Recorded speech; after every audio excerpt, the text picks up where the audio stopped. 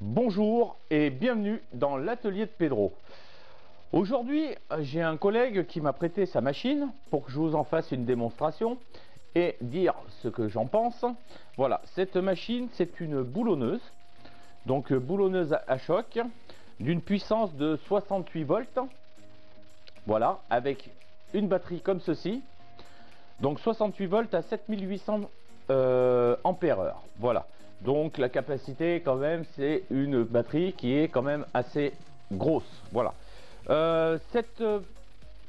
Cette boulonneuse fait 1,160 kg donc à vide comme ça. Et avec sa batterie, donc on passe aussitôt à 1,755 kg. Voilà, donc elle reste assez légère. Elle est équipée donc d'une LED ici. Avec vissage, dévissage, et juste devant nous avons donc un indicateur de charge de la batterie. Voilà, donc il y a deux boutons, les deux boutons servent à ceci, voilà, à voir la charge de la batterie. Que dire sur cette machine? Donc elle a coûté, elle lui a coûté 56 €, acheté sur un site marchand. Il y a un petit truc que j'aime pas trop, c'est en fin de compte pour charger la batterie. Voilà, donc pour charger la batterie, il faut donc démonter la batterie, comme la plupart, faut l'enlever, et le chargeur qui est fourni, donc c'est celui-ci. Et afin de charger cette batterie, il faut mettre le connecteur ici directement dans la batterie. Et après on le met en charge. Donc on est parti pour une capacité comme ça pour à peu près 2 heures de charge au moins avant qu'elle soit complètement pleine. Voilà. Donc que dire là-dessus? Elle est vendue, donc elle est équipée d'un embout en 1,5. Donc ce qui veut dire un embout standard pour clé à cliquer. Faut pas oublier que comme c'est une clé à choc, il faut utiliser des douilles à choc. Les douilles normales font le travail si vous voulez, mais elles sont quand même moins résistantes. Mais celle-ci, voilà, le mieux c'est d'équiper avec des douilles à choc. Ensuite, elle est vendue pour une capacité maximum de 300 newtons. Voilà. Donc, dans cette vidéo, on va faire un petit essai donc de desserrage, parce que le serrage, si vous voulez, je vais essayer de le faire à la clé dynamométrique. Donc voilà, j'ai une clé dynamométrique. Donc je vais regarder la capacité. Cette clé peut aller jusqu'à 210 newtons. Donc je serrerai à 210 et je verrai si la clé à choc défait l'écrou à 210 newtons. Voilà. Et en plus de ça, j'ai pas corsé la petite vidéo, c'est que j'ai récupéré celle du travail. Donc ici j'ai une clé à choc de marque Bosch. Elle vaut 370 €, c'est pas le même prix. Le poids est de 1,135 kg, donc sans la batterie, et 1,750 kg avec la batterie. Donc entre celle-ci et celle-ci, le poids est tout à fait équivalent. Voilà. Par contre, celle-ci, donc la Bosch, son couple maximum c'est 180 newtons, donc bien moins que celle-ci qui est de marque Voto, qui normalement va jusqu'à 300 newtons. Mais pour cela, il faudrait l'essayer à 300 newtons, mais on essaiera sur 210 déjà. Donc voilà, j'ai ramené une Bosch, donc avec les mêmes à peu près les mêmes caractéristiques, hein, à part le couple. Sinon, porte-embout de 1,5 avec équipé d'une LED donc pour l'éclairage. Hop, on voit ici.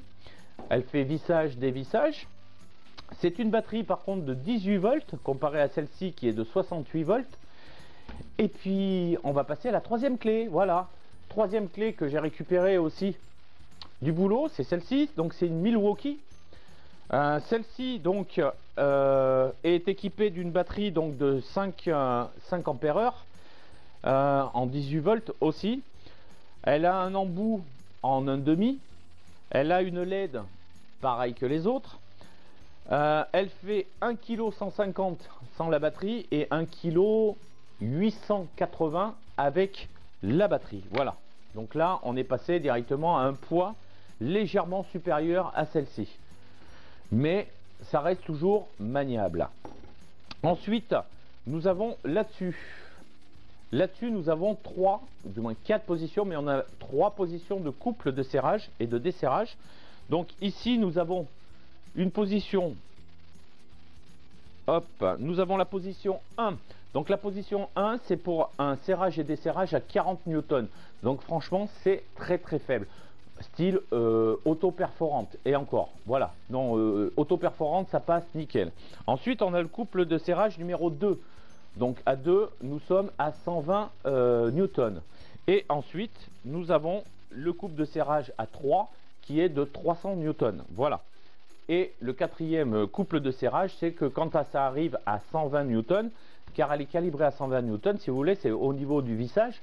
Si vous voulez pas visser plus de 120 newtons, vous mettez en position 4, vous vissez, et dès que ça arrive à un couple de serrage de 120, pof, elle s'arrête toute seule. Voilà. Donc, on va faire l'essai entre la clé de mon collègue à 60 €, même pas 60 €, comparé à une Bosch à 300 et des poussières 370 €, et la Milwaukee à 507 €. Donc, on va faire l'essai de serrage et du moins de desserrage. Voilà. Donc, ici, nous avons un écrou. Donc, j'ai mis un écrou dans mon étau. Et là, je vais donc, dans un premier temps, le desserrer. Ouh, voilà. Voilà, je le desserre. Et je vais faire un essai. Hop. On va faire un petit essai.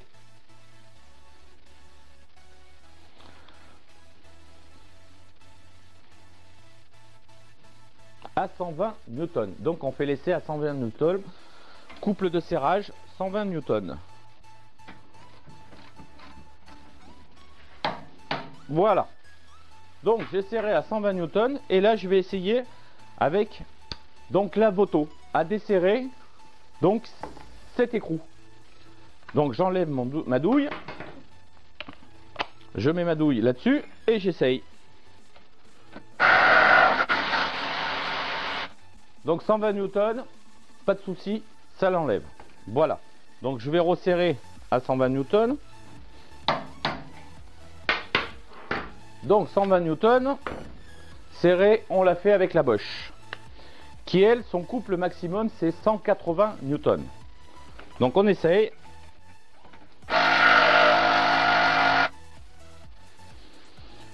Vous voyez la Bosch à 120 newtons, elle arrive même pas à l'enlever. Même pas, alors qu'elle est faite pour 180 newtons. On va essayer la Milwaukee. Donc à 120 newtons.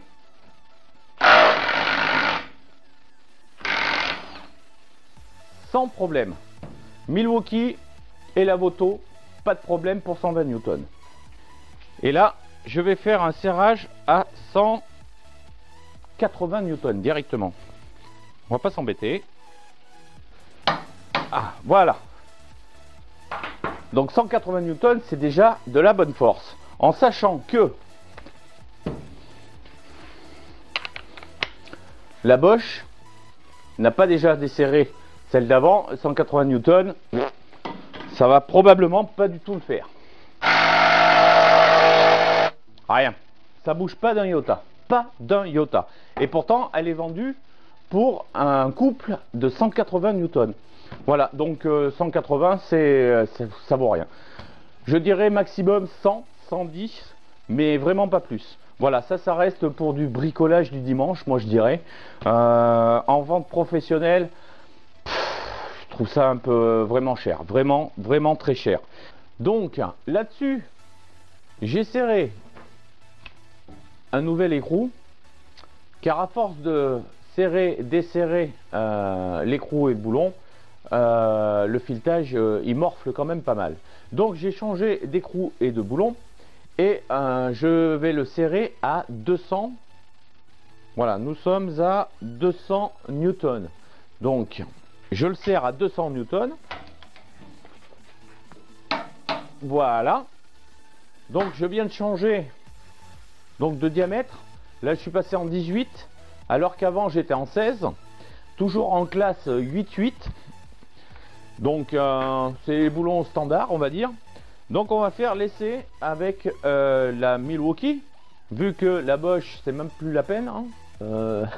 Elle a vraiment desserré très peu, hein, peut-être 120 newtons, c'est tout ce qu'elle peut faire. Sinon on est encore avec les deux là, donc la Milwaukee et la Voto. Donc on va faire avec la Milwaukee. On va essayer de desserrer donc à 200 newtons et c'est parti. Hop là, voilà. Donc 200 newtons, Milwaukee, ça dessert, il n'y a aucun problème. Voilà. Donc on va resserrer. Voilà. Et on va la mettre donc au couple de serrage de 200 newtons.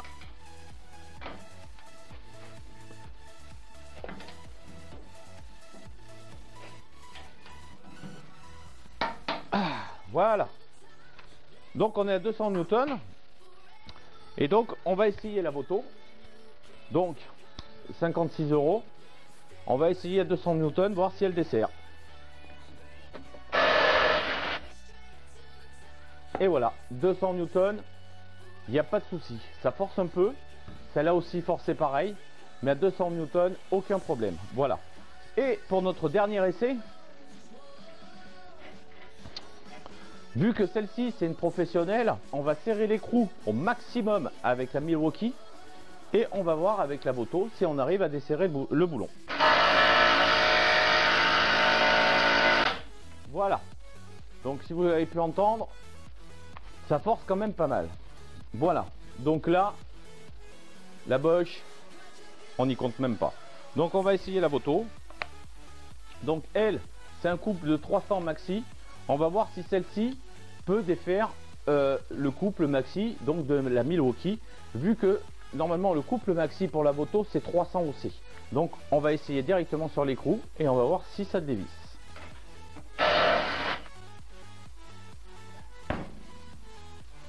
Bah écoutez, pour moi il n'y a pas photo. Elle va aussi bien que la Milwaukee. Donc là-dessus je dirais, eh ben chers collègues, t'as bien fait d'acheter ça. Je pense que c'est un bon achat. Voilà. Le seul problème, comme j'ai dit au début, c'est la pile donc 68 volts avec le chargeur donc directement connecté au cul de la pile. J'aurais mieux aimé un genre de chargeur comme ça, car au moins cela vous pouvez les poser sur un support à plat, vous mettez votre pile nickel, vous pouvez les suspendre comme ça et mettre vos piles par dessus, c'est vraiment nickel. Voilà, c'est peut-être le seul truc que je regrette sur cette machine, c'est le chargement de la pile directement dessus. Voilà. Si vous avez des commentaires, n'hésitez pas, c'est juste dessous. Si vous voulez vous abonner, c'est tout de suite en dessous là aussi. N'oubliez pas de cocher la petite cloche qui est juste à côté pour être prévenu des prochaines vidéos à sortir. Sinon sur ce, je vous dis bon bricolage du dimanche à tous. Et puis à la prochaine. Bye.